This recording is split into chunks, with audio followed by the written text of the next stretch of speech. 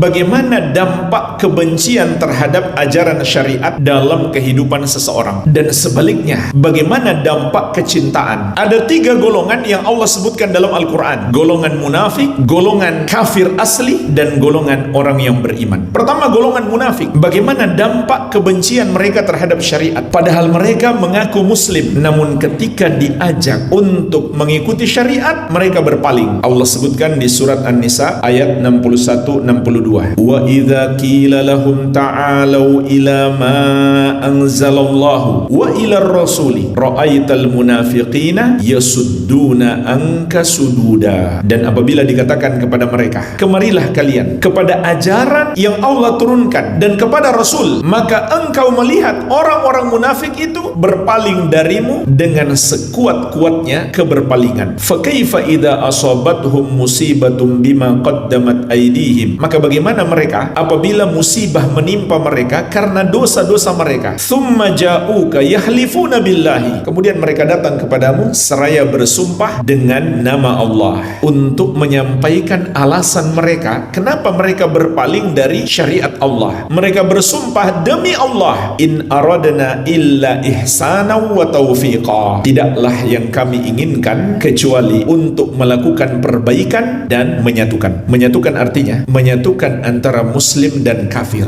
Inilah jemaah sekalian sifat orang munafik sejak dahulu. Mereka menolak hukum-hukum syariat. Kenapa? Orang kafir nggak suka. Demi bersatu dengan orang kafir, mereka tinggalkan hukum syariat, mereka tinggalkan kaum mukminin, mereka lebih senang bersikap loyal dan mencintai orang-orang kafir. Dan mereka anggap itu adalah sebuah perbaikan. Bahkan mereka bersumpah, demi Allah, in aradna illa ihsana wa taufiqa, tidaklah yang kami inginkan kecuali untuk melakukan perbaikan dan menyatukan. Ini bahasa-bahasa orang munafik sejak dulu. Dia melakukan satu dosa, satu hal yang bertentangan dengan syariat, tapi bahasanya sangat indah, supaya bangsa tidak terpecah, supaya kita bisa menjaga warisan leluhur. Sebagaimana juga Allah sebutkan di surat Al-Baqarah ayat ke-11, wa idza qila lahum la tufsidu fil ardi qalu innama nahnu muslihun. Dan apabila dikatakan kepada mereka, orang-orang munafik itu, janganlah kalian berbuat kerusakan di muka bumi, maka mereka menjawab, kami hanyalah melakukan perbaikan. Apa yang dimaksud berbuat kerusakan di muka bumi, jemaah sekalian? Maknanya adalah mereka meninggalkan syariat Allah dan mereka lebih memilih hukum-hukum yang mereka buat-buat sendiri, yang tidak membuat marah orang-orang kafir. Itu adalah orang yang berbuat kerusakan di muka bumi, tapi mereka mengatakan kami melakukan perbaikan. Ini bahasa orang munafik, karena sebenarnya mereka membenci syariat sama dengan orang-orang kafir itu.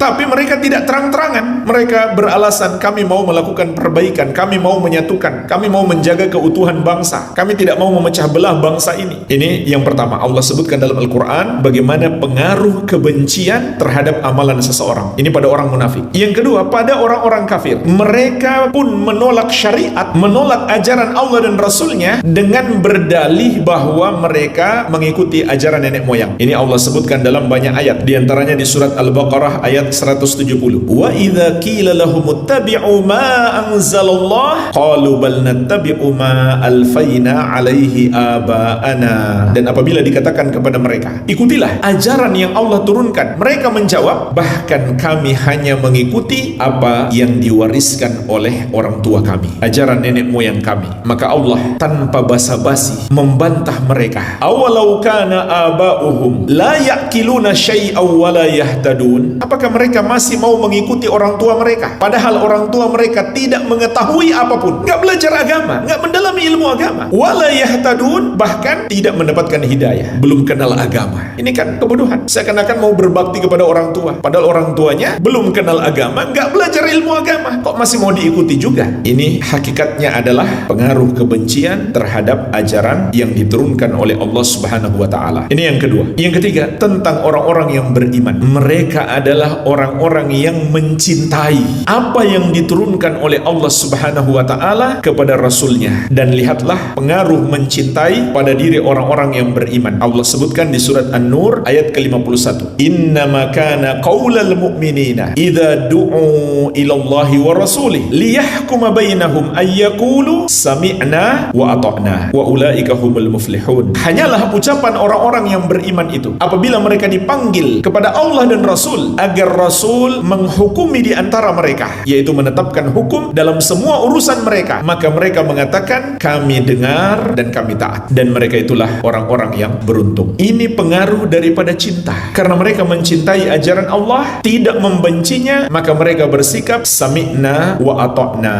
Al-Amwah menemani ibadahmu juga hijrahmu.